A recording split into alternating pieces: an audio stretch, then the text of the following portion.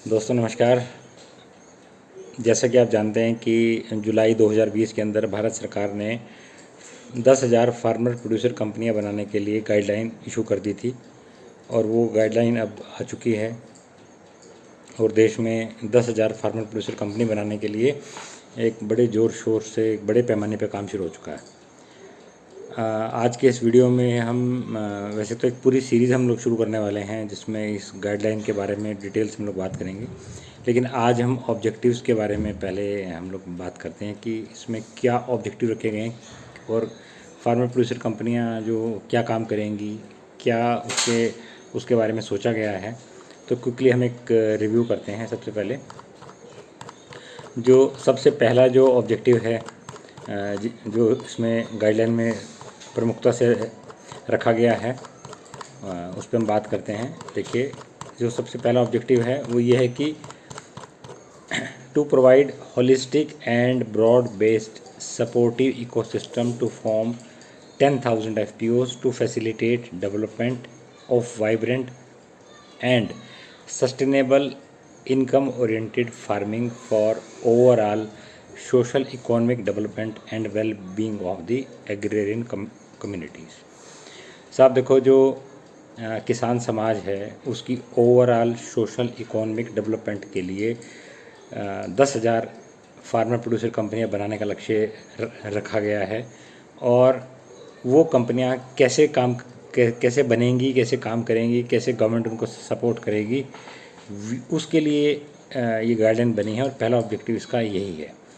दूसरा ऑब्जेक्टिव है to enhance productivity through efficient, cost effective and sustainable resource use and realize high returns through better liquidity and market linkages for their produce and become sustainable through collective action. देखो, बहुत सारी बातें कह दी इन्होंने। पहली बात तो है कि लिक्विडिटी, किसान के पास हमेशा उसकी जेब में पैसा नहीं होता। अगर किसानों का एक आर्थिक संगठन बना दिया जाए और वो जो आर्थिक संगठन है उसमें सभी की कैपिटल इकट्ठी हो जाए तो उसके पास लिक्विडिटी हो जाती है। और जो लिक्विडिटी अगर किसानों के पास है तो वो अपने फैसले ले सकते हैं। और अभी किसानों की जो हालत, जो आर्थिक रूप से हालात इतने अच्छे नहीं होते, उसका बड़ा कारण ये है कि लिक्विडिटी किसान के पास नहीं है। ठीक है। और फार्मर प्रोड्यूसर कंपनियां जब आ जाएंगी तो किसान के पास जो उनका कलेक्टिव है, समूह है, उसके पास में लिक्विडिटी की ताकत आ जाएगी। फिर है आपके मार्केट लिंकेजेस। हर एक व्यक्ति के अपने लिंकेज होते हैं, लेकिन यदि उनकी कंपनी होती है तो कंपनी में सभी के लिंकेज जुड़ जाते हैं। उससे एक बेटर एक इकोसिस्टम बन जाता है बिजनेस करने का और काम आसानी से चल जाते हैं। फिर बात है प्रोड्यूस की अच्छी कीमत मिले और कलेक्टिव एक्शन। जब किसान इकट्ठे होकर अपना प्रोड्यूस इकट्ठा कर लेते हैं तो वो लोग ज़्यादा अच्छे ढंग से किसी बड़े ऑर्गेनाइजेशन जैसे फूड कॉर्पोरेशन ऑफ इंडिया है या कोई कंपनी है, उसको वो उस बल्क क्वांटिटी को वो लोग बेच सकते हैं, एक मुश्त पैसा ले सकते हैं और वो पैसा फिर अपने जो मेंबर्स को डिवाइड कर सकते हैं। तीसरा पॉइंट है to provide hand holding support to new FPOs up to 5 years from the year of creation in all aspect of management of FPO, input, production, processing and value addition, market linkages, trade linkage and use of technology. एक company को बनाने के लिए बहुत सारे काम करने पड़ते हैं और सरकार ये चाहती है कि 5 साल तक इन फार्मर प्रोड्यूसर कंपनियों को ये सपोर्ट मिले। सबसे पहला सपोर्ट क्या है? पहले तो कंपनी बन जाए। फिर ये है कि FPO में अपनी एक दुकान खुल जाए जिसमें इनपुट के लाइसेंसेस हैं वो सारे के सारे लाइसेंसेस मिल जाएं ताकि किसान अपना इनपुट इकट्ठे होकर खरीद सकें। फिर प्रोडक्शन के अंदर कोई ना कोई एक कोई क्लस्टर बन जाए जिससे प्रोसेसिंग हो सके, इकट्ठी परचेज हो सके और फिर वैल्यू एडिशन का कोई स्कोप बन जाए। फॉर एग्जांपल जैसे सब्जियों की खेती है, यदि आपने कूलिंग सेंटर बना दिया, सब्जी तोड़ी और उसको कूल कर दिया, कूल करके आपने टेम्परेचर कम कर दिया। जैसे आप कूलिंग का एक सिस्टम बना देते हैं तो उसकी जो पेरिशेबिलिटी है वो आपकी इंक्रीज हो जाती है, ज़्यादा समय तक वो सब्जी दूर तक आप उसको भेज सकते हैं। तो अब ये कूलिंग सेंटर हर एक किसान तो लगा नहीं सकता, लेकिन यदि आपकी कंपनी है और आपने पैसे इकट्ठे किए हुए हैं, कुछ पैसे आपके पास हो गए, कुछ पैसे आपको गवर्नमेंट ने किसी सपोर्ट के तहत दे दिए, तो ये चीज़ें हो जाती हैं। तो ये सब काम एक FPO और या फार्मर प्रोड्यूसर कंपनी के साथ तो हो सकता है, लेकिन इंडिविजुअली नहीं हो सकता। ठीक है। फिर उसके बाद आपके हैं मार्केट लिंकेजेस हैं, क्रेडिट लिंकेजेस हैं।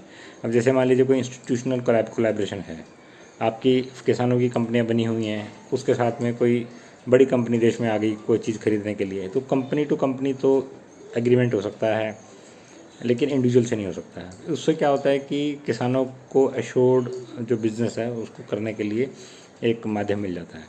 फिर आपके क्रेडिट लिंकेजेस हैं, मतलब लोन चाहिए, फार्मर्स को कोई सपोर्ट चाहिए, तो वो जब एक आर्थिक संगठन का आधार होता है तो ये सब चीज़ें करनी आसान हो जाती हैं।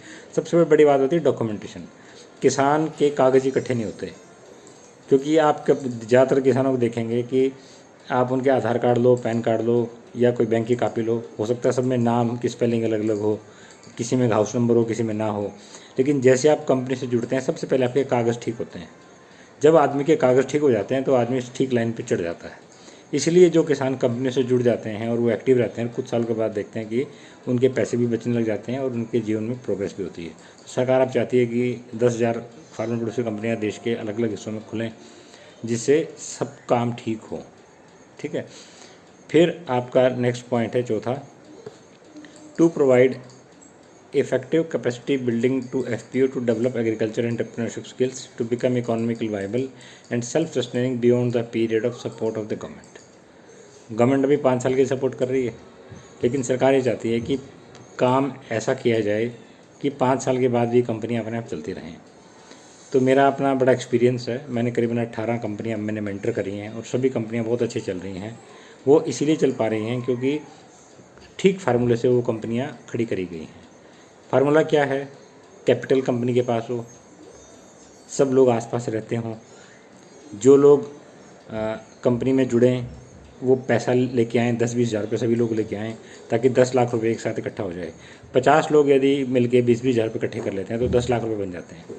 फिर कंपनी के साथ में एक चार्टर्ड अकाउंटेंट जोड़ा जाए, एक कंपनी सेक्रेटरी जोड़ा जाए, कंपनी का अपना बोर्ड हो, एक कंपनी का मैनेजर हो, जो उस कंपनी के जो कामकाज हैं उनको वो देख ले। जब ये सब चीज़ें इकट्ठी हो जाती हैं तो कंपनी आपकी पक्का चल जाती है। तो सरकार अब ये चाहती है कि आपकी जो कंपनी में एंटरप्रेन्योरशिप स्किल्स हैं, आपकी जो मैनेजमेंट की स्किल्स हैं, 5 साल में आप सब लोग काफ़ी कुछ सीख जाते हो।